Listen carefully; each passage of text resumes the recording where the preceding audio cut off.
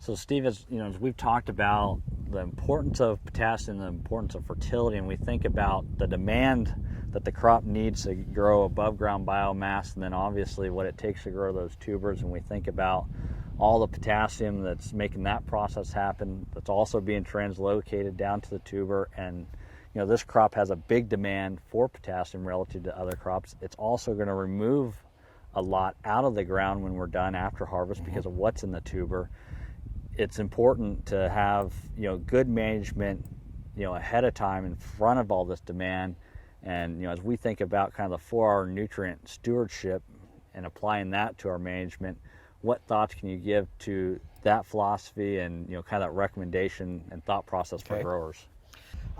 With respect to nutrients that are not mobile, that is, they don't move in the soil very much, potassium and phosphorus are probably the two most noted for that. If they move maybe just 1/8 of an inch in a whole season, that's a lot.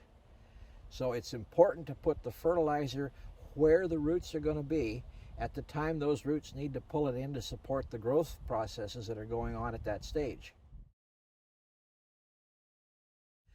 So the P and the K and some of the micronutrients and minors can be applied in a broadcast application pre-plant, and then they're incorporated by a disking procedure, usually 1 or 2 passes, to well mix it within the upper 8 or 9 inches of the soil profile. Then the field is planted. As the new plant begins to grow from the seed is supplying virtually 100% of the growth support until the plant is 3 to 4 inches tall. And at that point, some of the lowest roots on the stem reach enough maturity that they start to pull things in from the soil, water and nutrients, or other things if they're there. So the demand for fertilizer is relatively small early because we have a small plant with small needs. And we don't want to put something on that might leach or move away from where the plant is and out of availability because of location. The plant begins to enlarge rather rapidly because the weather is very ideal in the spring most years, and growth is very quick. So the demand for nutrients is highest when that biomass or that canopy of foliage and stems is rapidly increasing. And sometime around the middle of the summer, in this case here it's sometime in July, depending on how early our season got started, we have pretty much grown the entire photosynthetic canopy that we're going to need and expect to be there for the rest of the season. At that point, the plant changes its emphasis from growing tops to enlarging tubers. And the tubers then become rather quickly expanded into larger sizes. The longer we can keep that plant healthy and green and productive, the more of that bulking process we can enjoy. And that translates into bigger yields. So the longer seasons allow that to happen more so than in areas where the season comes to an end earlier. So early on, the plant needs high levels of fertilizer. Most of those fertilizer levels tend to taper off to smaller and smaller levels left in the tissue and the soil as we approach harvest.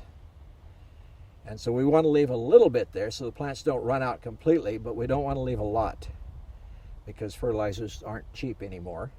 And there's usually not a whole lot of gain to leaving those in the ground and hoping they're still there next spring.